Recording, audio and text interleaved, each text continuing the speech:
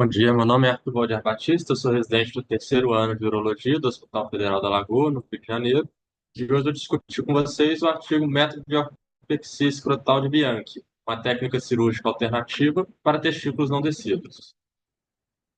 Então, essa é a capa do artigo, ele foi publicado no Medical Hazek, uma revista turca, por Kenan Yalçın e colaboradores.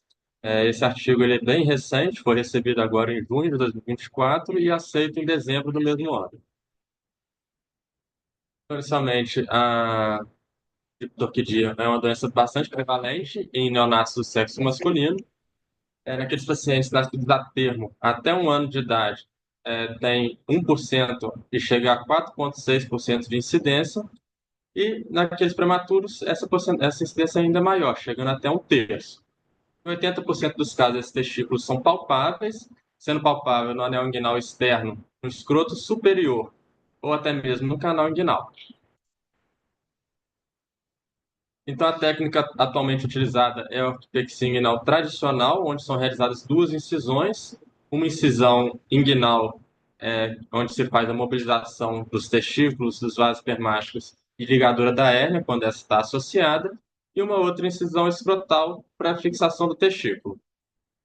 Entre as complicações relacionadas estão problemas psicológicos, atrofia testicular, aumento do risco de câncer e infertilidade. A técnica que nós vamos falar aqui, então, é a técnica de Bianchi-Square. Ela foi descrita em 1989, onde é realizada uma única incisão escrotal. Essa técnica está relacionada ao menor tempo cirúrgico. Ela também possui certa facilidade para dissecção das estruturas. Tem uma recuperação pós-operatória mais rápida, associada também ao menor dor pós-operatória. E tem a capacidade de preservação da posição testicular com resultados estéticos satisfatórios. O objetivo do trabalho, então, é avaliar os resultados da ortopexia escrotal pelo método de Bianchi. O trabalho foi aprovado pelo Comitê de Ética e Pesquisa da Faculdade de Medicina da Universidade de Tokat. E o estudo é um estudo retrospectivo, onde os dados foram coletados de 2018 a 2022, onde os pacientes foram tratados com ortopexia escrotal. Esse estudo foi conduzido de acordo com a Declaração de Helsinki e alguns dados foram avaliados, como idade, tempo cirúrgico, presença de saco herniário, lateralidade, número de casos, atrofia testicular e satisfação estética. Os critérios de inclusão, então, foram aqueles pacientes com criptorquidia unilateral e que esse testículo estivesse localizado entre os anéis inguinais, interno e externo, ou distais ao anel inguinal externo. Nos critérios de exclusão foram aqueles pacientes com criptorquidia bilateral ou que já tinham sido operados anteriormente do mesmo lado avaliado. Também aqueles pacientes com o testículo localizado no anel inguinal interno ou acima deste, totalizando 212 pacientes. Então, a técnica cirúrgica inicia com a localização do testículo através da palpação. Aqui foi realizada uma marcação na topografia onde o testículo foi palpável. Na figura B, a gente vê já uma incisão, foi feita uma incisão horizontal, lateral à ráfia mediana. É feita, então, uma abertura por planos, dissecção das estruturas, liberação do testículo e exposição deste.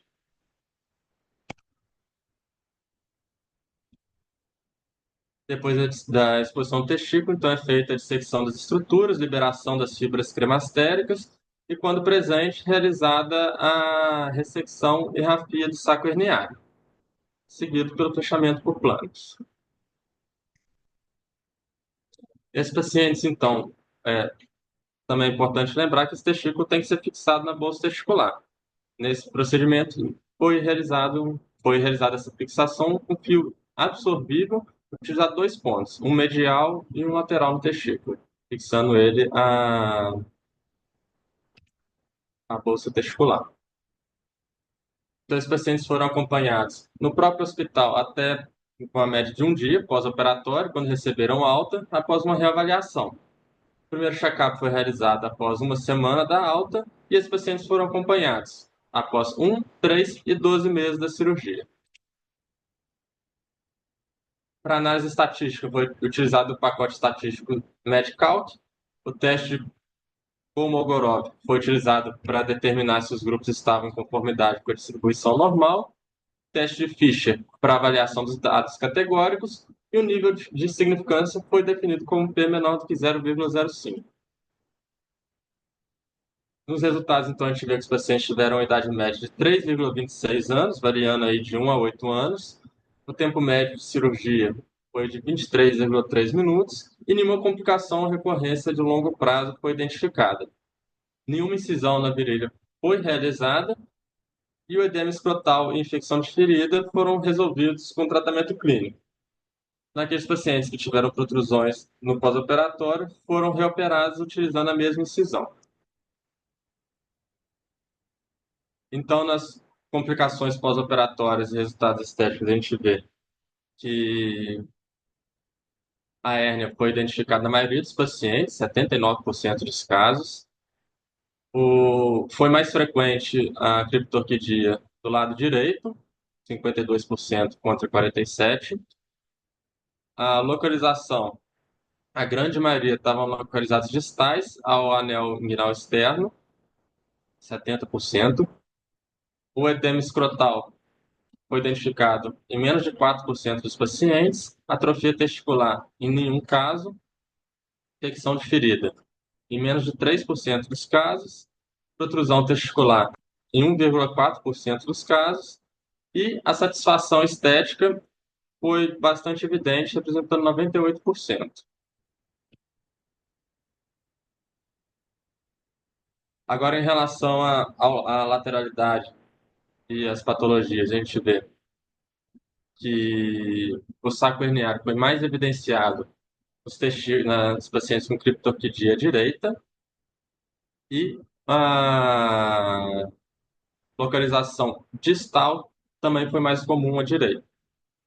Também foi mais relacionada à presença de saco herniário.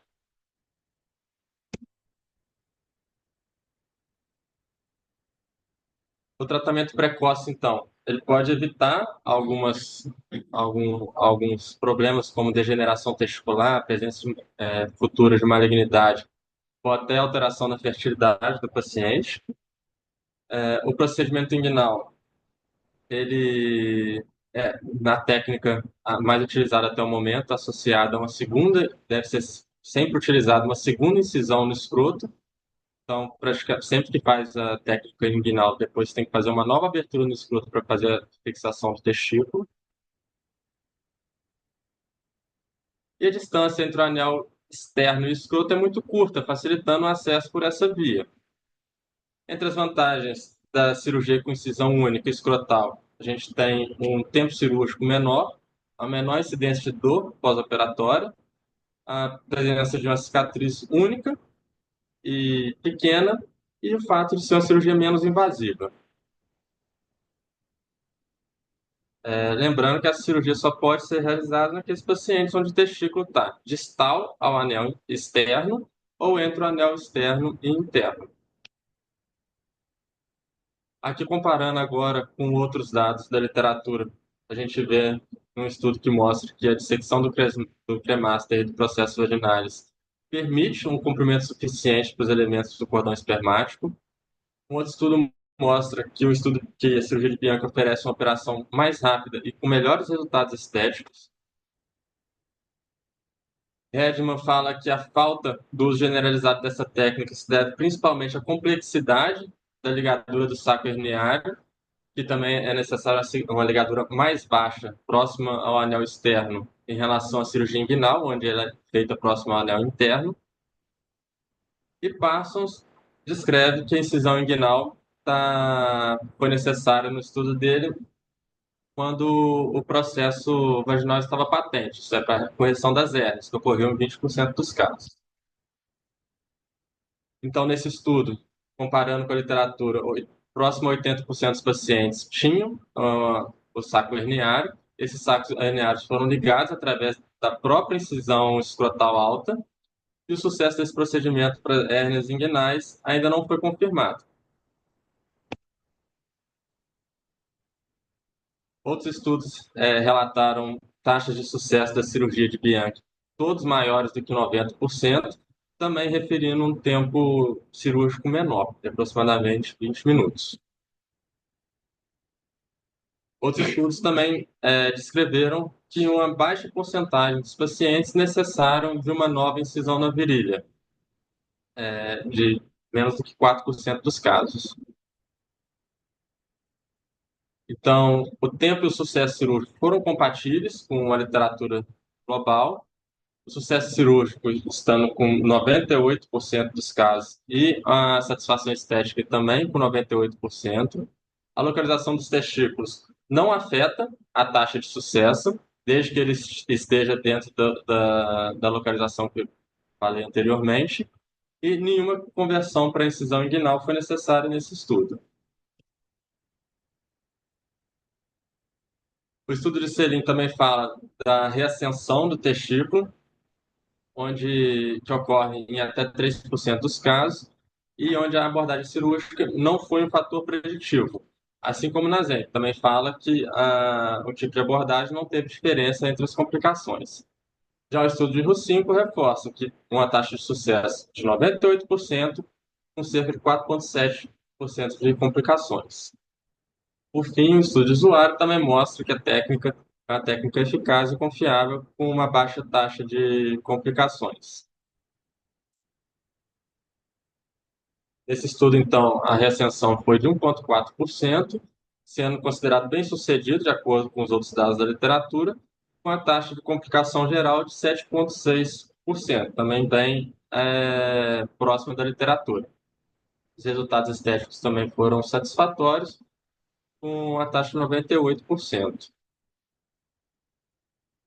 Entre as principais limitações do estudo, a gente teve o pequeno tamanho da amostra, o estudo ter sido realizado em um centro único, o desenho, por ser retrospectivo, o curto período de acompanhamento, que chegou a apenas um ano, e a falta de uma análise comparativa com a técnica inguinal. Como conclusão, então, a ortopedia escrotal ela é fácil de aprender e de dominar, ela é feita uma dissecção e destruição tecidual inguinal mínima, tendo essa vantagem em relação à técnica inguinal. Ela é segura e eficaz.